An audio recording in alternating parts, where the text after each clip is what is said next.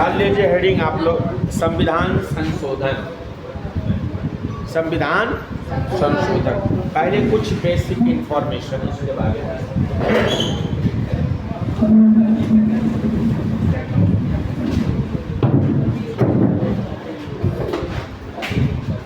अरे यार क्या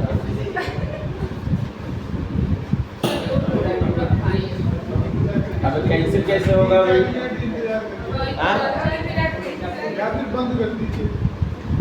पूरा देखो जरा इसको, गलती से हमने यस कर दिया, नहीं बंद कर दो।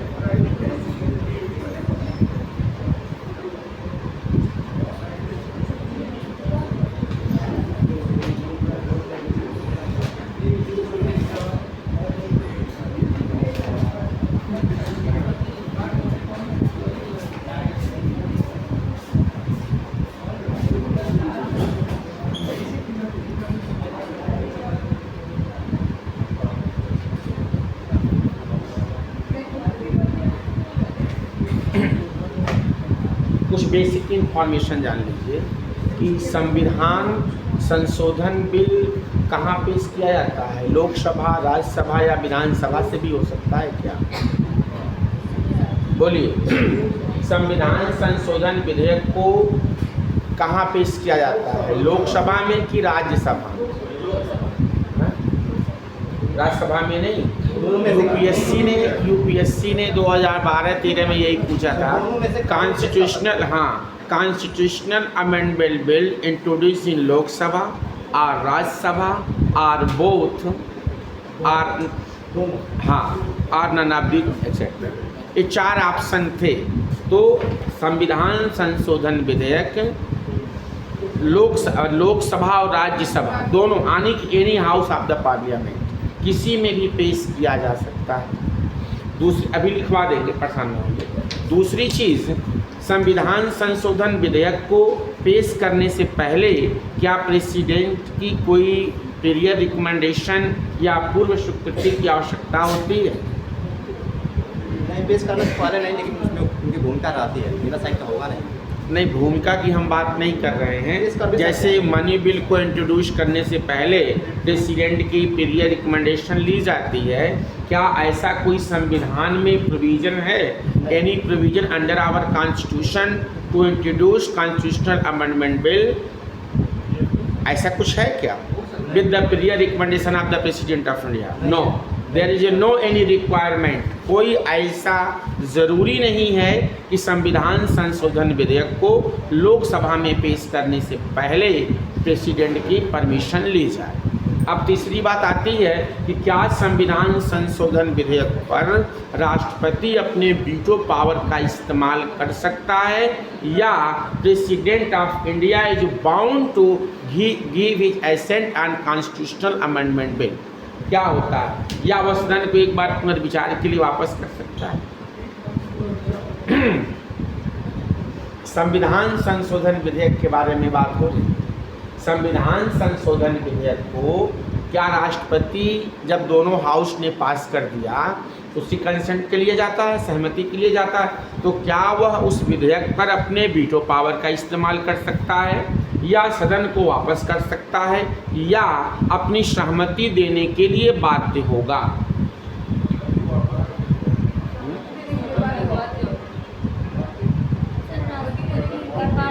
बोलो।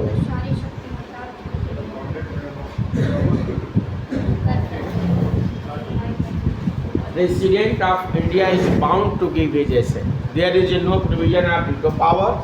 There is no provision of return to the bill to the House for reconsideration. ऐसा कोई भी कॉन्स्टिट्यूशन में प्रावधान नहीं है। अगर संसद के दोनों सदनों ने किसी भी संविधान संशोधन विधेयक को क्या कर दिया है, हाँ पास कर दिया है, तो प्रेसिडेंट ऑफ इंडिया अपनी सहमति देने के लिए क्या होता है, बाध्य होता है, बाउंड होता है।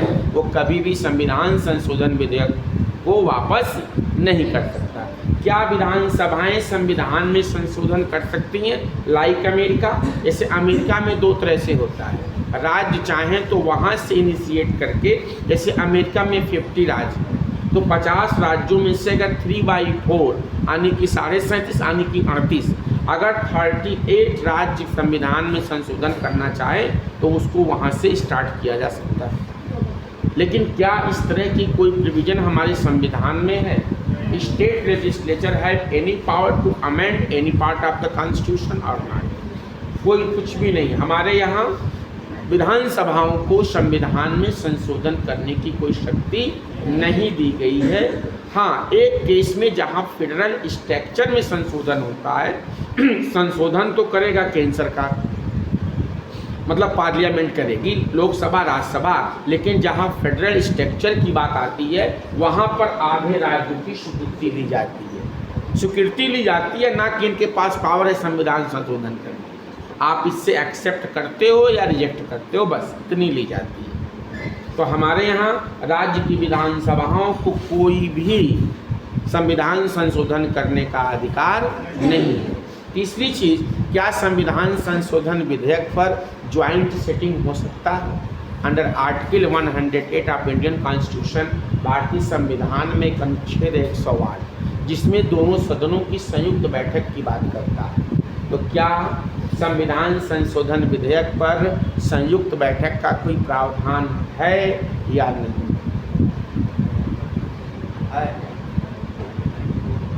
बताओ भाई।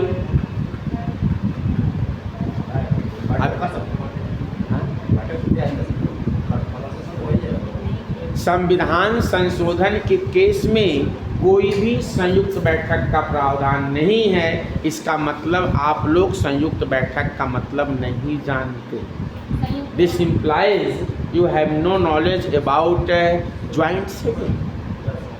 इसका मतलब यही होता है, क्योंकि ज्वाइंट सिटिंग हमेशा साधारण विधेयक पर लगता है और साधारण विधेयक से किया गया संशोधन अनुच्छेद 368 के अंतर्गत संविधान संशोधन नहीं होता है। ये जो 368 में संविधान संशोधन होता है, इसमें सिर्फ ये दो संशोधन आते हैं।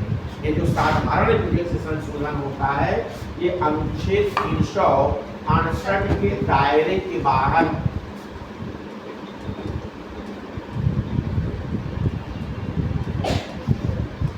यानी इसको जो भी सिंपल मेजॉरिटी से संशोधन किया जाता है वो अनुच्छेद 368 के अंतर्गत नहीं आता है। चलिए पहले यही बता दीजिए ज्वाइंट सिटिंग क्या होता है। कब? जब मर्जी हो तब। कब? राष्ट्रपति का बुलावा हो रहा है, एक सदन पास करके दूसरे सदन के पास।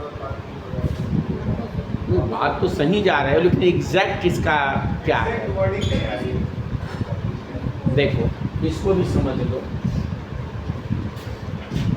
पहला नंबर जान लीजिए, आर्टिकल 108 में संयुक्त बैठक का प्रावधान, और संयुक्त बैठक हमेशा साधारण विधेयक पर लागू होता है।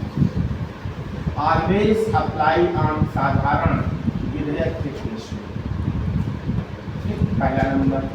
दूसरा दूसरा नंबर, कब यह होगा कि संयुक्त बैठक का प्रावधान कैसे, जैसे आपके पास दो हाउस, एक है लोकसभा और एक है राज्यसभा।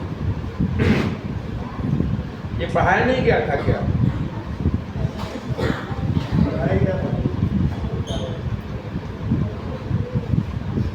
तो फिर क्यों आपको गड़बड़ कर रहे हैं?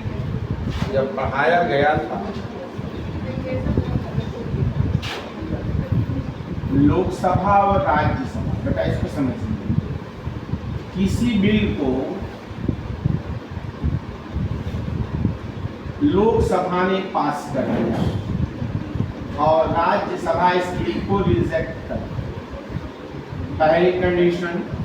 दूसरी कंडीशन, किसी बिल को राज्यसभा ने पास कर दिया, लोकसभा ने, राज्यसभा इसमें संशोधन कर दिया, अमेंडमेंट कर दिया, और इस संशोधन से लोकसभा सहमत नहीं है। कौन? लोकसभा। और तीसरी कंडीशन बेटा होती है, किसी बिल को लोकसभा ने पास किया, राज्यसभा उसको 6 माह तक अपने पास रखे। कितने माह तक? 6 माह। ये 3 सर्कमस्टांसेस ऐसे हैं जहां पर ज्वाइंट सिटिंग का प्रावधान किया गया है। इन 3 में से कोई भी एक सर्कमस्टांसेस होता है, उस केस में सिंपल मेजॉरिटी पर दोनों सदनों का क्या है? ज्वाइंट सिटिंग का प्रावधान है। और अभी तक ज्वाइंट सिटिंग कितनी बार हुआ है? 3 बार।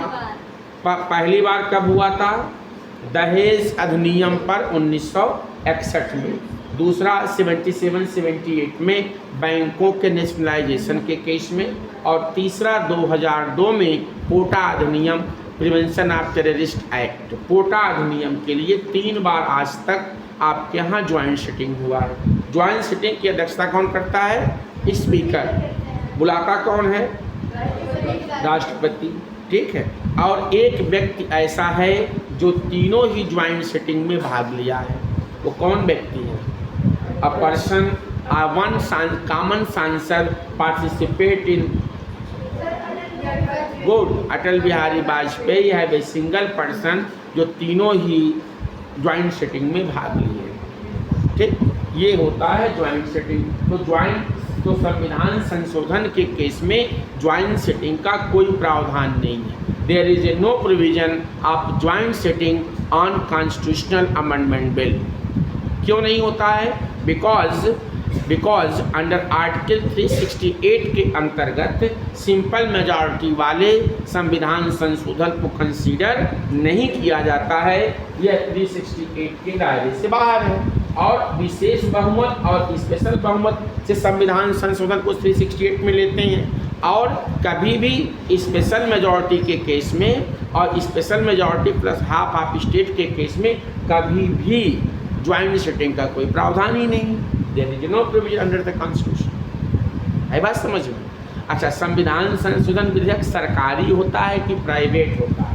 अच्छा, सरकारी प्राइवेट का मतलब समझते हैं? सरकारी विधेयक और प्राइवेट या निजी विधेयक, इसका क्या मसला है? अच्छा, अपोजिशन का अगर पेश करेगा तो प्राइवेट हो जाएगा। प्राइवेट होता ही है।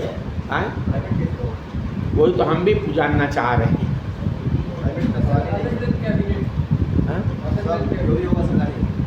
सरकारी होगा, प्राइवेट नहीं होगा।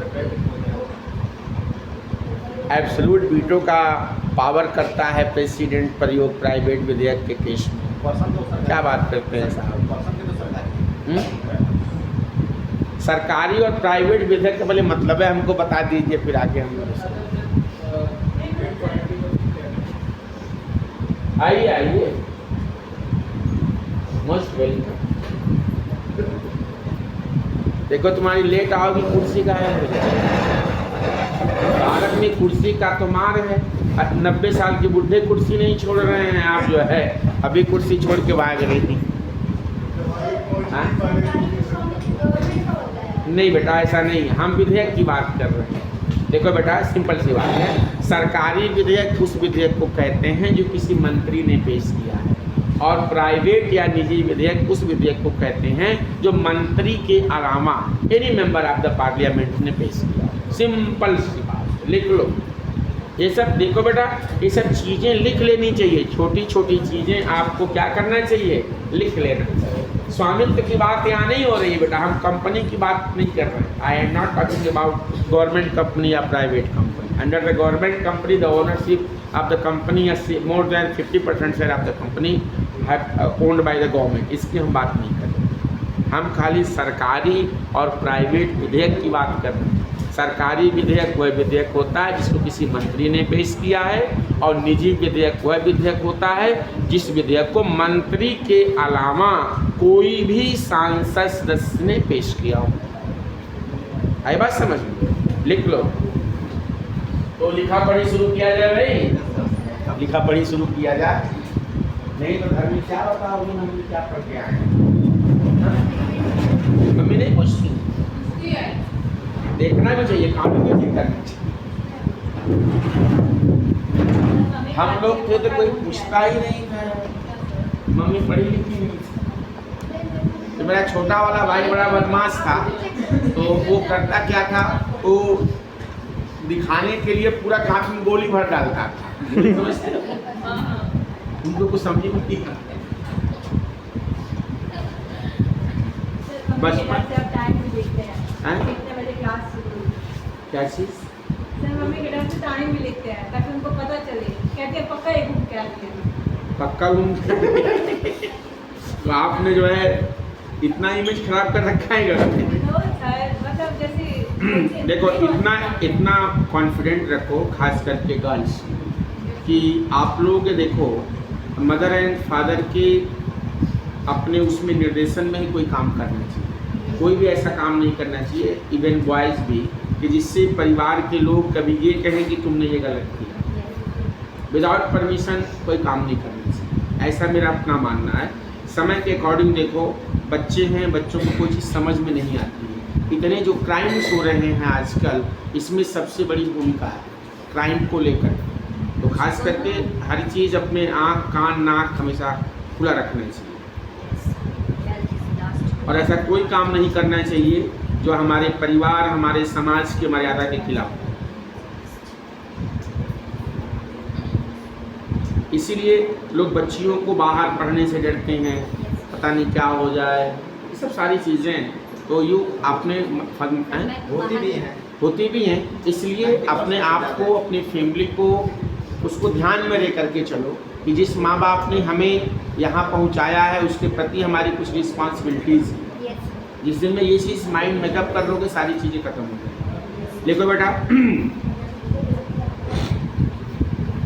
लेकिन संविधान के भाग 20 कैसे लिखोगे? XX रोमन अंक में, रोमन अंक समझते हो ना?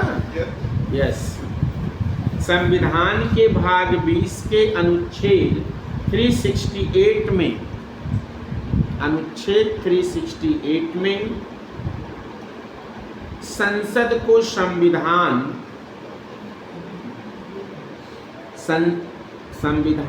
के भाग 20 के अनुच्छेद 368 में संसद को संविधान एवं इसकी व्यवस्था में, संविधान एवं इसकी व्यवस्था में संशोधन की शक्ति दी गई, एवं इसकी व्यवस्था में संशोधन की शक्ति दी गई। अच्छा एक बात बताओ, जैसे आप लोग कभी बाहर रह के पढ़े ना, जब बाहर रह के पढ़ो घर आओ तो बड़ा अच्छा लगता है ना? होता है कि कितना जल्दी घर पहुंच। हाँ, अच्छा ये चीज़ मेरे साथ फील होता है कि जितना जल्दी पढ़ा करके हम लखनऊ पहुँचे, मेरे अंदर अपनी फीलिंग है। मेरा गांव तो यहाँ है, लेकिन मुझे ये फील अच्छा कब फील महसूस होता है तो हम कहीं बाहर से पढ़ा करके जल्दी लखनऊ पहुँचे। पता नहीं क्या है, वहाँ रहते हाँ हमें लगता है रहते क्या चीज़? हाँ आज जाना है, आज जाना है, फिर मिलेंगे हम 2-3 अप्रैल को। उसके बाद 2 दिन में आएंगे तो 10 दिन लगभग पढ़ाएंगे। ठीक है, अगले बार थोड़ा साइंस टेक वगैरह का स्टार्ट करेंगे पार्ट, जिसमें थोड़ा सा मजा आए। अच्छा ठीक है। क्यों सर बायो से तो ज़्यादा पोषण बायो में बेटा क्वेश्चन, अरे अच्छा ठीक है, उसका भी तरीका मेरे पास है, सारा नोट्स पीडीएफ बना करके फटाफट डिस्कस करो, चिंता मत करो, डोंट वरी। लिखिए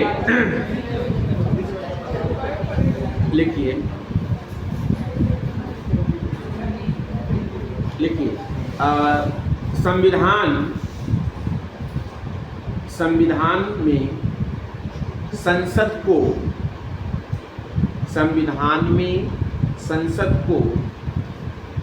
अपनी संवैधानिक शक्ति का प्रयोग करते हुए, संविधान में संसद को अपनी संवैधानिक शक्ति का प्रयोग करते हुए,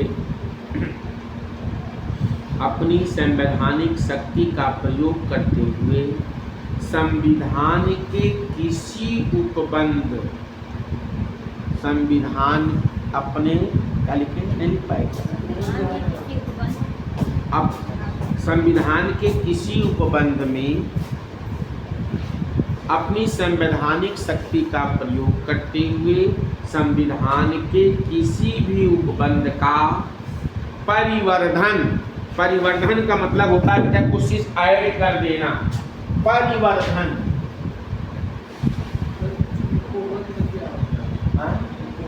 प्रोविजन बेटा, प्रोविजन, परिवर्तन का मतलब होता है बेटा जोड़ना, अब परिवर्तन का मतलब होता है चेंज करना, परिवर्तन का मतलब बदल देना, और निरसन का मतलब किसी को हटा देना, रिमूव कर देना, हटाना या रिमूव करना। संविधान में आपके हिंदी में यही वर्ड यूज किए गए हैं, परिवर्तन और निरसन। इंग्लिश में कुछ पार्ट को ऐड कर देना, कुछ को चेंज कर देना और कुछ को रिमूव कर देना। ठीक है भाई, तो क्या लिखे सेंटेंस क्या बन रहा है? हाँ, संविधान का परिवर्तन और निरसन के रूप में संशोधन कर सकती है। परिवर्तन के रूप में संशोधन कर सकती है। हाँ, अरे भाई, परिवर्तन या निरसन के रूप में संशोधन कर सकती है।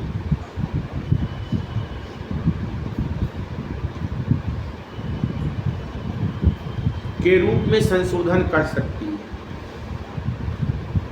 अच्छा, क्या संसद को असीमित शक्ति है संविधान संशोधन की? शक्ति तो बहुत है, लेकिन सुप्रीम कोर्ट के निर्देशन में। लिखिए, इसको हम लिखवा रहे, लिखिए। ईश्वरन भारती की हम बात केस की बात करेंगे, लिखिए, पहले लिखिए आप लोग, राइट डाउन प्लीज। लिखिए, संसद संविधान के किसी भी भाग में, any part of the constitution, parliament have right to any part of the constitution, amendment to any part of the constitution. देखिए, संसद संविधान के किसी भी भाग में संशोधन कर सकती है। Parliament amend any part of the constitution, but लेकिन संविधान के आधारभूत लक्षण, basic structure of the constitution, संविधान के आधारभूत लक्षण को नहीं बदल सकती। But parliament can not change the basic structure of the constitution. ठीक, नहीं बदल सकती, क्योंकि केशवानंद भारती वर्सेस केरल राज्य, क्योंकि केशवानंद भारती वर्सेस केरल राज्य 73 का बात है, 1973 में लिख लीजिए। एक बार टाइम भी पूछ लिया था एग्जाम में, 1973 के बाद में या केस में सर्वोच्च न्यायालय ने यह निर्धारित किया, सुप्रीम कोर्ट में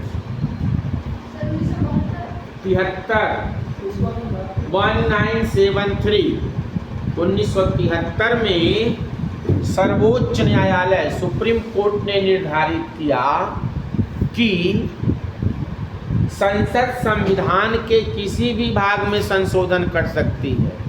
लेकिन संसद संविधान के किसी भी भाग में संशोधन कर सकती है, लेकिन संविधान के आधारभूत लक्षण, बेसिक स्ट्रक्चर, आधारभूत लक्षण को नहीं बदल सकती। ये बताइए तो फिर आधारभूत लक्षण होता क्या? यस, लक्षण को नहीं बदल सकती। क्या करेंगे?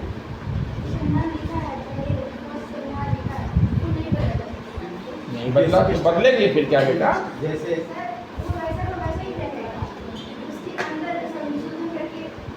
पगली कहीं कि ऐसा कुछ नहीं है, ऐसा कुछ नहीं है बेटा, ये इसका मतलब नहीं है। देखो समझो इस चीज को। What is the basic structure of the constitution is decide by the Supreme Court time to time. एक यूपीएससी ने और स्टेट पीसीएस ने पूछा था क्वेश्चन कि क्या संविधान में बेसिक स्ट्रक्चर की डिफिनीशन दी गई है? Answer is not. There is a no clear cut definition of basic constitution. कहीं भी ये बात नहीं लिखी गई है। कोर्ट भी स्मार्ट है, इसे कहते हैं जब मौका मिलेगा तो हम बता देंगे। स्मार्ट है भाई कोर्ट। कोर्ट ये कहता है कि हम समय समय पे बताएंगे। I told time to time what is the basic structure of the constitution. अभी हम कुछ बताएंगे नहीं, हाँ कुछ हम बता दे रहे हैं, जैसे rule of law, supremacy of the constitution, parliamentary system of government, republic और सॉवरेनिटी, संप्रभुता, संविधान की सर्वोच्चता, इंडिपेंडेंट जुडिशरी।